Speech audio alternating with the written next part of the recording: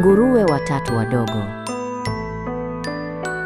Mama nguruwe aliwaaga wanawe watatu kwa macho yenye upendo na kusema kuwa wakati umefika wa kuishi peke yao. Katika uwanda ambako ukungu wa asubuhi ulitulia kwa upole, ndugu watatu walionekana kuwa na mchanganyiko wa furaha na wasiwasi. Mama nguruwe aliwapa ushauri uliojaa upendo na kuambia wategemeane kila wakati. Ndugu walitikisa vichwa, wakahimizana, kisha wakaanza safari yao. Nguruwe watatu walisimama mbele ya njia panda katika uwanda mpana, na wakaamua kutengana ili kufuata ndoto zao binafsi. Upepo ulipita juu ya nyasi ukitangaza mwanzo wa safari mpya. Ndugu waliangalia pande tofauti na kuagana kwa tabasamu. Njia tatu ziliendelea kimya kimya, kila moja ikiwa na hatima yake.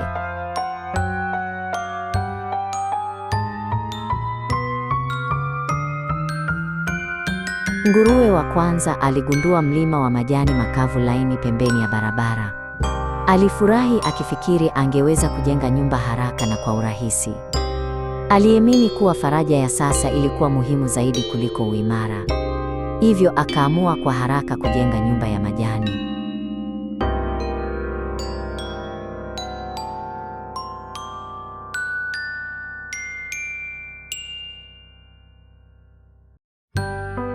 Haikuchukua muda mrefu kabla nguruwe wa kwanza kukamilisha nyumba yake ya majani. Ilikuwa nzuri, lakini nyepesi sana kiasi kwamba ilitikisika hata kwa upepo. Hata hivyo, alitulia kana kwamba kila kitu tayari kimekamilika. Akiwa amekaa uwandani, alinung'unika kwa sauti ndogo huku akiangalia mandhari tulivu.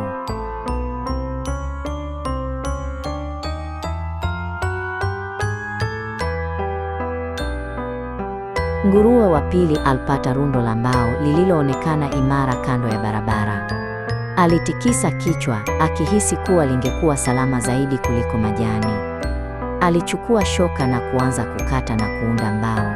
Ilikuwa kazi ngumu, lakini moyo wake ulijaa joto kwa mawazo ya nyumba yake mwenyewe.